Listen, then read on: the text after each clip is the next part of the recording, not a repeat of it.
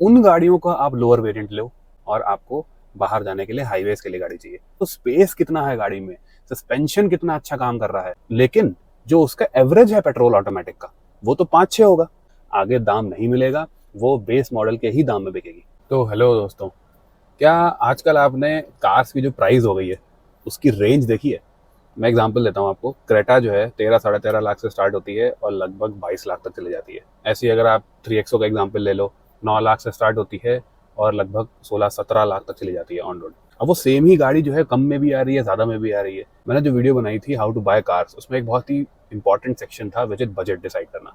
तो बजट में लोगों को आज भी कन्फ्यूजन हो रही है और उसी से रिलेटेड मैंने वीडियो बना रहा हूँ जिसमें मैं आपको बताऊंगा कि एक जैसे लेट से आपका एक सेट बजट है, लेट से 15 लाख रुपए का है, तो 15 लाख में नीचे सब 4 मीटर की भी जो है हायर वेरिएंट्स आ जाते हैं और जो ऊपर वाली गाड़ियां हैं उसके लोअर वेरिएंट्स आ जाते हैं। ऐसे आप हर सेगमेंट में लेके चलो, तो जैसे आप 11 लाख में भी जो है वो दोनों वेरिएंट्स आ जाते हैं। आप अगर जो है वो 19, 20, 21, 22 लाख में जाओगे तब भी आपको 2-3 कैटेगरीज आ जाएंगी गाड़ियों की। तो क्या देख के, किन पैरामीटर्स को देख के जो है आपको चुनना चाहिए कि आपको एक बड़ी गाड़ी लेनी है विद लो फीचर्स या फिर एक छोटी गाड़ी लेनी है विद हायर फीचर्स? तो क्या पैरामीटर्स होते हैं डिसाइड करने में?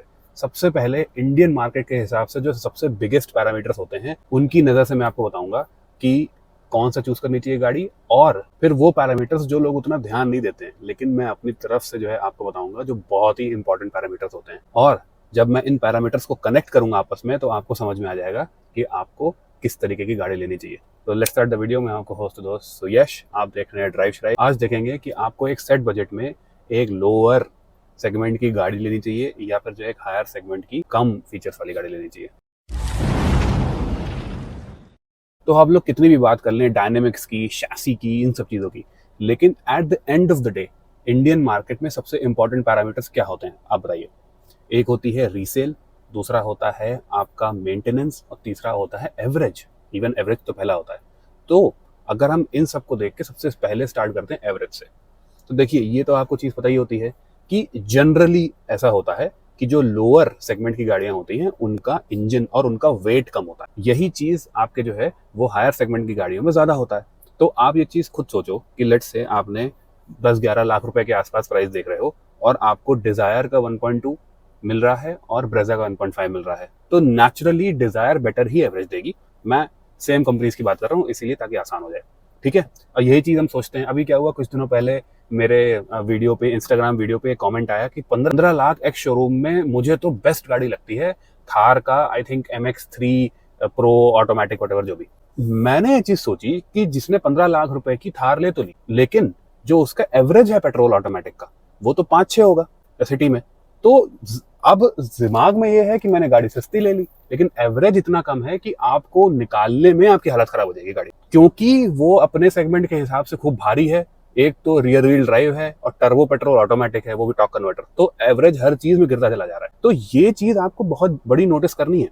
आप ये चीज ध्यान देना कि आपको चलना कितना है। अगर आपको इफिशियंसी बहुत ज्यादा मैटर करती है, ठीक है, तो जनरल टर्म्स में क्या होता है कि छोटी जो गाड़ियां होती हैं, हल्की गाड़ियां, वो आपको एक तरीके से बेटर एवरेज देती है। अच्छा, हर चीज में एक्सेप्शंस होते हैं, तो जैसे लेट से कि मैं एक्सेप्शन आपको बता देता हूँ कि लेट से एलिवेट है या क्रेटा है, NA, उसी प्राइस में आपके जो है वो नेक्सॉन और 3XO काइलैक का टर्बो आ जाता है, ठीक है? तो आप NA और टर्बो का कंपेयर करोगे तब शहर में आपको बड़ा एक NA इंजन ज्यादा एफिशिएंसी दे देगा। तो इसी वजह से मैंने आपको इन एक्सेप्शंस के भी एग्जांपल दे दिए हैं, लेकिन जनरली ये चीज होती है कि हायर सेगमेंट की गाड़ियां बड़ी होती हैं, specially in the case of Creta, Seltos, elevate, grand Vitara versus Thar और ये सब चीजें, और लोअर सेगमेंट में भी ऐसा होता है। अब एवरेज तो जब तक आप गाड़ी रखोगे तब तक आपको तंग करेगा, लेकिन एक चीज होती है लॉन्ग टर्म में अगर आप जब सोचते हो तो एक और चीज आ जाती है बहुत इंपॉर्टेंट, विच इज मेंटेनेंस, ठीक है? अब आपने सोचा कि मैं तो भाई बहुत सस्ती सी बड़ी गाड़ी ले आया हूँ बेस मॉडल, लेकिन भाई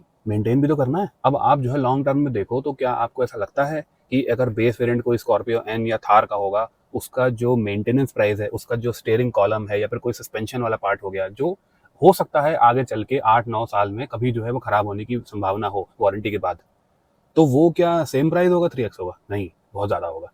बहुत बड़ी गाड़ियां हैं वो, तो maintenance terms, even brake pads वगैरह होगा, ये सब चीजें जो होती है ना, अपार्ट फ्रॉम सर्विस कॉस्ट तो ज्यादा होगी, लेकिन ये सब की कॉस्ट भी बहुत ज्यादा होगी बड़ी गाड़ियों की, तो वो सब मल्टीप्लाई करता जाता है। वो आप सोचो, आपका जो है वो मेंटेनेंस एक छोटी गाड़ी का, कम सेगमेंट की गाड़ी का उसी हिसाब से होता है जिस हिसाब से उसकी प्राइस होती है जनरल स्पीकिंग। अब आप सोचो कि ये तो लॉन्ग टर्म की बात है, मैं तो गाड़ी शॉर्ट टर्म रखूंगा। शॉर्ट टर्म में एक चीज आ जाती है विच इज रीसेल वैल्यू। तो रीसेल वैल्यू में ये चीज उल्टी पड़ जाती है। तो यहाँ पे उल्टा क्या होता है कि अगर आपने ब्रेजा का जैसे कोई लोअर मॉडल लिया, ठीक है, VXI ले लिया, और अगर सेम प्राइस पे लोअर वेरिएंट की टॉप एंड ले लिया, मतलब एक्स्टर का टॉप एंड ले लिया या फिर पंच का टॉप एंड ले लिया, तो आपका क्या होता है कि जब आप बेचने जाओगे 5-6 साल में शॉर्ट टर्म में, तो जो हायर वेरिएंट होता है ना, उसकी जो डेप्रिसिएशन होती है वो ज़्यादा तेज़ी से होती है। मैंने आपको स्टार्टिंग में क्या बताया था कि आपने 3XO मान लो ली 10 लाख रुपए की, 11 लाख रुपए की, और आपने एक 3XO ली 17 लाख रुपए की। तो जब आप बेचने जाओगे, ये माना जाएगा कि आपका हायर वेरिएंट है, लेकिन जो डिप्रिशिएट होगी, मतलब 17 से जो एकदम जैसे लेट से 8 लाख रुपए हो गई, तो जो डिफरेंस आएगा 9 लाख रुपए का, वो 11 लाख से एकदम 9 लाख कम नहीं हो जाएंगे, 2 लाख नहीं हो जाएंगे। अगर आपको शॉर्ट टर्म में गाड़ी लेनी है तो आपकी क्या हुई, कनेक्ट हो गई चीज़ें। कैसे कनेक्ट हो गई कि आपको रीसेल कंपैरेटिवली बेटर मिली बड़ी गाड़ी होने की वजह से। दूसरी चीज़, आपको उतना जो है वो ध्यान नहीं देना है मेंटेनेंस वगैरह पे, क्योंकि आपका जो है वो वारंटी तक है, बड़ी बड़ी चीज़ें खराब नहीं हुई। तो ये दोनों बातें कनेक्ट हो गई ना, तो शॉर्ट टर्म में आप जो है वो एक बड़ी गाड़ी को मेंटेन कर सकते हो, जिससे आपको थोड़ी बेटर रीसेल मिल जाए। यही चीज़ आप कंपैरेटिवली देख लो, अगर आप क्रेटा ले रहे हो एक नॉर्मल मॉडल, एस मॉडल में भी, और जो है वो आप नेक्सॉन या फिर 3XO का टॉप एंड ले रहे हो, तो रीसेल क्रेटा की बहुत ही बेटर होगी कंपेयर टू दीज टू। अब आप, इसका मतलब नहीं है कि शॉर्ट टर्म में आपने बिल्कुल ही जो है वो बेस मॉडल ले लिया जिसमें कुछ भी नहीं आता है और एक्सेसरीज अपने मन से लगवा ली। देखिए, अभी तक मैं एडवोकेट नहीं करता हूँ कि आप सारी एक्सेसरीज बाहर से लगवाओ। मेरा ये मानना है कि जो है आप बेस से एक ऊपर या दो ऊपर मॉडल लो, जिसमें जो बेसिक चीज़ें होती हैं, जैसे टच स्क्रीन वगैरह हो गई, जो इलेक्ट्रॉनिक्स से रिलेटेड है, आपका रियर कैमरा हो गया, टच स्क्रीन हो गई, मे भी क्रूज कंट्रोल वगैरह हो गया, ये आपको बाहर से जुगाड़ करवाने की जरूरत ना पड़े। अगर मेरी फैमिली में कोई लेगा, या फिर जो है वो किसी ओनर से मिलूंगा मैं जिसने लॉन्ग टर्म ऐसी गाड़ी रख रखी है जिसमें सारी चीज़ें उसने बाहर से लगवाई और ठीक चल रहा है, तो मैं उसका ओनरशिप ले लूंगा, या फिर मैं खुद ही एक तरीके से इसको ट्राई करके देख लूंगा। लेकिन तब तक मेरा अभी भी ये मानना है कि अगर आपने बाहर से एक्सेसरीज लगवाई एक्सट्रीम बेस मॉडल में, तो उसकी जिम्मेदारी आपकी है और जिससे आपने एक्सेसरी लगवाई उसकी है। दो और चीज़ें होती हैं।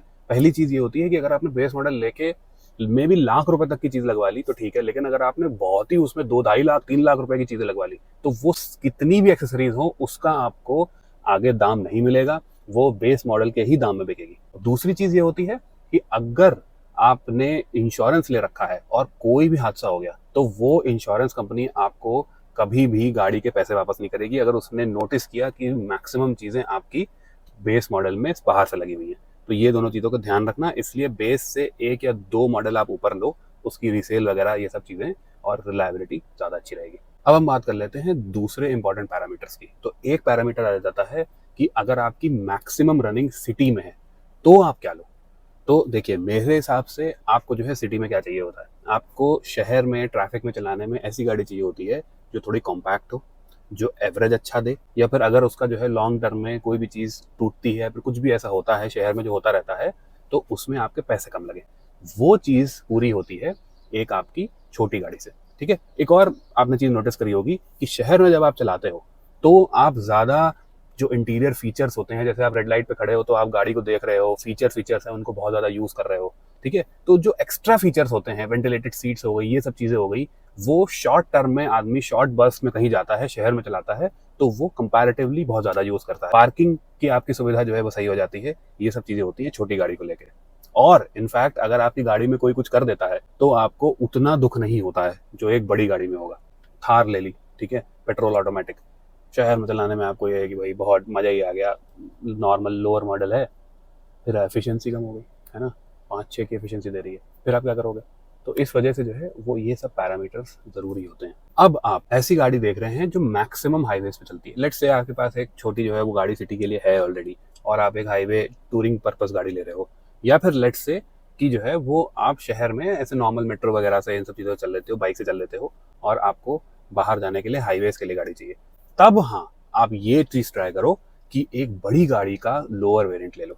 कैसे? इतना लोअर भी नहीं होना चाहिए कि उसमें बेसिक फीचर्स ना हो। ठीक है, तो अगर आपको हाईवेज पे जाना है तो एक चीज़ आपके काम आती है, which is boot space. Normally generally बड़ी गाड़ियों में बड़ा बूट स्पेस होता है।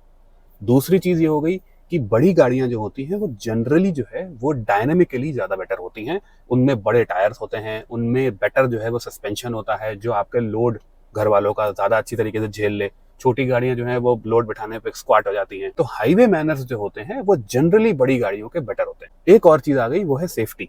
देखिए, ये ज़रूरी नहीं है, इसमें कुछ जैसे सब 4 मीटर और 4.3 मीटर गाड़ियों में कुछ ऐसे एग्जांपल्स हैं जिसमें सब 4 मीटर की जो सेफ्टी है गाड़ियों की वो बेटर है 4.3 मीटर गाड़ियों से। लेकिन मैं एक नॉर्मल सेंस में बात कर रहा हूँ। अगर आप जो है वो कंपेयर करेंगे एक बहुत ही छोटी गाड़ी की कंपेयर टू एक बड़ी कार, मतलब लेट्स से कि आप जो है वो XUV 700 को कंपेयर कर रहे हैं उसकी सेफ्टी एक जो है वो छोटी गाड़ी से, तो फर्क आ जाता है सेफ्टी का एंड डायनेमिक्स का। और एक और चीज हो गई कि आपको अगर ज्यादा लोग बैठाने हैं तो बड़ी गाड़ी में कंपैरेटिवली पीछे 3 लोग ज्यादा आसानी से बैठ जाते हैं। तो ये सारी चीजें ना वो टूरिंग के लिए एडअप हो रही है। अब मैं इसमें एक और चीज कनेक्ट करता हूँ जो आपको समझ में आ जाएगा। देखिए, हमारा जो मार्केट है ना उसमें क्या होता है कि कोई भी गाड़ी परफेक्ट नहीं है। यहाँ पे प्राइजेस कॉम्पिटिटिव रखने होते हैं तो कोई भी गाड़ी परफेक्ट नहीं हो पाती। तो इस वजह से होता क्या है कि जिन गाड़ियों की सेफ्टी, सस्पेंशन, ये सब चीजें जो मैन्युफैक्चरर है वो अगर बेटर कर देता है तो उसमें इलेक्ट्रॉनिक्स या फिर कम होते हैं या फिर उनके इलेक्ट्रॉनिक्स बहुत ज्यादा रिलायबल नहीं होते हैं। ठीक है, नोटिस करिए ना चीजें कि मतलब आपने जो है वो किसी ऐसी बहुत सेफ और बहुत ही इस तरीके मैकेनिकली बढ़िया गाड़ी का आपने टॉप एंड ले लिया तो उसके इलेक्ट्रॉनिक्स उतनी अच्छी तरीके से काम नहीं करेंगे। तो ये चीज देखी गई है, या फिर उतने फीचर्स होंगे ही नहीं उसमें। तो उन गाड़ियों का आप लोअर वेरिएंट लो हाईवे पे चलने के लिए। इतना होना चाहिए कि मैप्स आ जाएं, क्रूज कंट्रोल हो, इतना होना चाहिए। लेकिन उसके उल्टा ये चीज होती है कि कुछ गाड़ियां ऐसी हैं जिनके इलेक्ट्रॉनिक्स बहुत लंबे टाइम तक काम कर देते हैं, ग्लिच फ्री होते हैं। उनका क्या होती है कि सेफ्टी रेटिंग या कम होती है या होती ही नहीं है। ठीक है, तो उन गाड़ियों को आप जो है वो शहर के लिए ले सकते हो। तो इससे एक बहुत इंपॉर्टेंट चीज जो है सीखने को मिलती है वो ये है कि जो 60-70 किलोमीटर पर आवर से ऊपर की जो सेफ्टी होती है जो हाईवेज पे ज्यादा काम आती है, वहां पे क्या होगा कि सेम आप प्राइस पे अगर बड़ी गाड़ी का लोअर वेरिएंट ले लोगे तो वहां पे आपको इलेक्ट्रॉनिक्स कम मिलेंगे। बहुत ज्यादा स्क्रीन स्क्रीन नहीं होगी, एनालॉग डायल्स होंगे, ये सब चीजें होंगी, तो उनके खराब होने के चांसेस ही कम हो जाएंगे। तो वो गाड़ी जो बहुत ज्यादा रिलायबल है भी नहीं टॉप एंड वेरिएंट में, उसका जो क्या पता बेस और मिड वेरिएंट बहुत ज्यादा रिलायबिलिटी में भी better in terms of electronics, उसकी बैटरी पे उतना जोर ना पड़ता हो।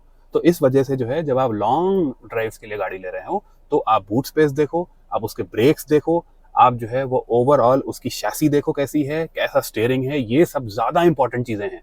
वहां पे आपको बहुत ज्यादा 1-2 किलोमीटर का एवरेज है ना, और बहुत ज्यादा इलेक्ट्रॉनिक्स हो, बहुत ज्यादा स्क्रीन्स हो, आप लॉन्ग ड्राइव पे जाओगे तो उतना इफेक्ट भी नहीं पड़ता है। इनफैक्ट मैंने ये चीज नोटिस करी है कि आप लॉन्ग ड्राइव के लिए बिल्कुल सुबह सुबह निकलते हो तो उन गाड़ियों में वेंटिलेटेड सीट्स का भी बहुत ज्यादा फर्क नहीं पड़ता है। वो चीजें जब आप शहर में चला रहे हो ना तब आप ज्यादा एक तरीके से एंजॉय करोगे।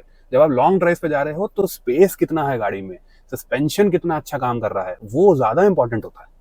तो इस वजह से जो है वो आप ऐसे गाड़ी चुन सकते हो। अब इस चीज में मैं ईवीज को भी ले आऊंगा। लेट्स से कि कुछ लोग कहते हैं कि मेरे को पंच, नेक्सॉन और कर में समझ में नहीं आ रहा है कि मैं कौन सी गाड़ी लूं। ठीक है, तो अब आप खुद बताओ कि अगर आपने पैसे होने के बावजूद बहुत बड़ी गाड़ी ले ली ईवीज में, ठीक है, और आपका रोज का जो रन है ईवी का वो पतली गलियों में है, पार्क करना है आपको कहीं पे, ये सब चीजें करनी है, तो वहां पे भी जो है एक छोटी ईवी ज्यादा बेटर लगती है। और उसमें रेंज की भी कोई दिक्कत नहीं होगी क्योंकि आपको बहुत ज्यादा हाईवे वगैरह पे नहीं जाना है। लेकिन अगर आपके घर में इस तरीके की कि एक ही ईवी से आपको हाईवेज भी लंबा लंबा ट्रैवल करना है, वहां पे रेंज जो है वो ज्यादा इंपॉर्टेंट हो जाती है, स्पेशली 150 किलोमीटर से जब ऊपर होती है, 170-180 किलोमीटर, है ना। तो वहां पे आप जो है वो बड़ी ईवी ले सकते हैं। हाईवेज पे जाना है तो मे बी आपको फैमिलीज भी कैरी करनी हो तो उसमें आप एक बड़ी ईवी का थोड़ा सा लोअर मॉडल ले सकते हैं, तो वहां पे ये चीज कवर हो जाती है सेम तरीके से। तो नाउ यू नो, आपको मोटा मोटा समझ में आ गया होगा कि मेंटेनेंस हो, रीसेल हो, एफिशिएंसी हो, हाईवे पे चलना हो ज्यादा, सिटी में चलना हो ज्यादा, इसमें आपको किस तरीके की गाड़ी लेनी चाहिए एक स्पेसिफिक बजट में जब आपने डिसाइड कर लिया है। तो और भी कोई भी कंफ्यूजन हो आपको तो आप मेरे से पूछ सकते हो, और बाकी किसी भी गाड़ी में आपको कंफ्यूजन हो तो मेरा कंसल्टेशन का नंबर आपको डिस्क्रिप्शन में मिल जाएगा। और मुझे बहुत ही बढ़िया लगता है जब मैं आप लोगों से बात करता हूँ। क्यों? क्योंकि आप पहले से ही कंसल्टेशन में जो है वो अपने हिसाब से अच्छी गाड़ियां चुन के रखते हो, और मेरे को बहुत ही बढ़िया फीडबैक मिला है कि मेरी वीडियोस देख के आप लोग ऑलमोस्ट बेस्ट ऑटोमेटिक भी चुन लेते हो अपने लिए, बेस्ट इंजन भी चुन लेते हो, और अपने नीड्स के हिसाब से जो है वो आप ऑलरेडी बेस्ट ऑप्शंस चूज करके रखते हो जब मेरे से बात करने आते हो। तो वो मेरे को बहुत ही बढ़िया लगता है, मतलब दिल से थैंक यू मैं बोल रहा हूँ। क्योंकि जब मेरे बताई हुई चीज़ों पे लोग अमल करते हैं, उस हिसाब से जब गाड़ियां देखते हैं, तो वो काफ़ी करेक्ट एक तरीके से गाड़ियों तक ऑलरेडी पहुंच चुके होते हैं। बहुत ही बढ़िया लगता है, बहुत ही सही लगता है मेरे को। तो let me know in the comments below आपको वीडियो कैसी लगी। अगर अच्छी लगी हो तो लाइक, अगर आप पहली बार चैनल पे आए हैं सब्सक्राइब टू द चैनल। अगली वीडियो में मिलते हैं, बाय।